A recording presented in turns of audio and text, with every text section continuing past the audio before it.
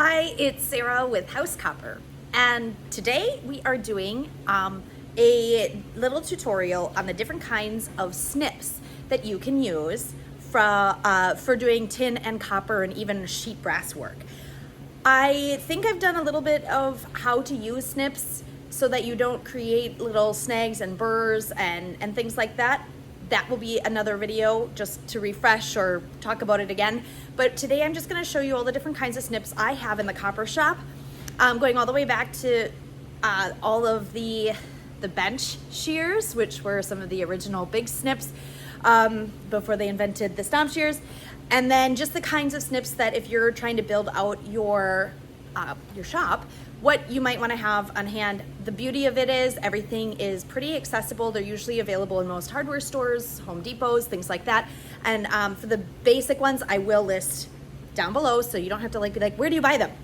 Just click the thing and I list the links for you to just quick go buy. I'm laughing because so many people are like, where do you buy it? And I'm like, the link is there. The link, I didn't in the beginning. I do the links now. I've learned. So the links will be there for the snips if you want to buy them. I don't make any money off of them. It's just telling you where I found them. Maybe you can find a better deal somewhere else close to you, but you'll know what to look for. So that's what we're just gonna go do today. Is we're gonna have like a little fun playing with tin snips, and there we have it. It's so funny. Like the heater goes on, and then the whole door rattles because there's this huge windstorm in Wisconsin today. But anyway, this is a bench shears. It's like a giant snips. And I wanted to show this because even though it's huge and it used to go in a steak plate, and I don't use it because it's really inefficient, and the stomp shears right there was invented as a way to not have to use these. This is a small one. They used to come even bigger for bigger sheets of metal. But what I wanted to show you was the design. And this is how they were made when they were even smaller. So regular snips in the 1700s were built like this. They were blacksmith made. They were later made out of cast iron, but this one I believe is blacksmith made. But it is the design on the head and how these are shaped. It was pretty much the standardized version. If you're looking like on eBay or anything like that for any type of vintage snips, probably A, they'll be dull, so you're gonna wanna sharpen them, and B, that's what they kind of looked like. There were a couple that were weirder shaped for doing specific cuts for certain circles and angles and things like that, but a standard snips looked like that in various shapes. Here is a standard straight snips. They come in various sizes and designs, obviously for the handles, but they are your stronger, heavier duty for doing heavier, a little bit heavier sheet stock, and also for a straight line. And because they have a larger interface there, you can actually get further than if you have a straight snips that is small. So here you're dealing with a smaller cut. Now sometimes this is more helpful than that because if you're trying to be more precise, but this is your straight snips. 3 different versions of straight. You also can get, this is straight for left-handed, if you're lefty. Surprise, they do right and left. And around here anyway, green tends to be left-handed snips and red tends to be right-handed snips. Take that for what you will.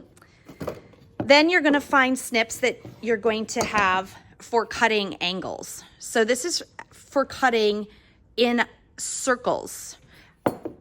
And you're going to be cutting, so you can see like this, it looks straight, but this is actually for cutting circles. It guides that way, and if you try to cut straight with these, it fights you. Same as if you're cutting circles with a straight snips, it ends up kind of fighting you. These curved headings are meant for cutting circles. You can also get them smaller for doing smaller diameters. If you are doing a smaller diameter item, they come in lots of sizes. Here's for doing angles. If you're doing angles by hand,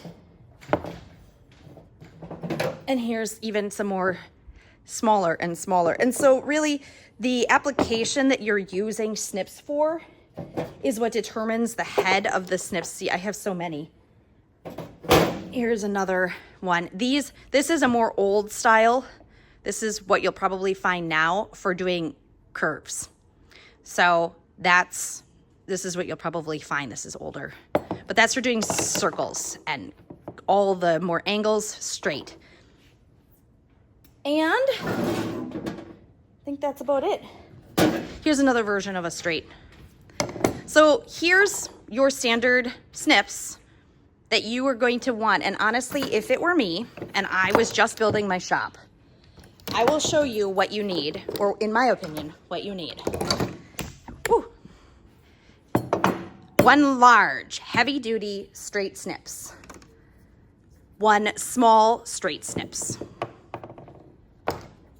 A right-handed, right circle cutters. And if you're left-handed, a left-handed circle cutters. And then ideally, whatever you are, right or left-handed, a smaller circle cutters. So essentially you're looking at, let's say you're left-handed, you're looking at these four. So a small straight, a large straight, a large curved, and a small curved. So there you have it to get you started on what tin snips you need to kind of have the basics for your copper or your tin shop. Okay, so that is our tin snips tutorial.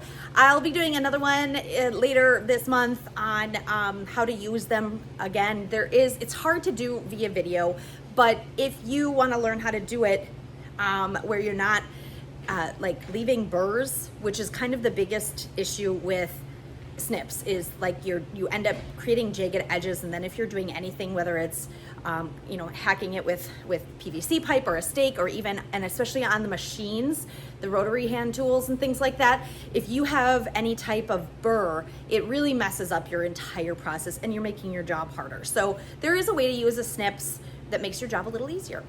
Okay, so anyway, don't forget to subscribe and share and talk about this channel so that everybody can get excited and learn about tin and copper smithing. You can pick up Copper, Iron, and Clay wherever books are sold. You can find me on Facebook and Instagram under House Copper, or please feel free to get in touch with me even through the comments. I do get back to people even if it takes 3 months. So anyway, thanks again for joining me here in the Copper Shop, and I will see you next time.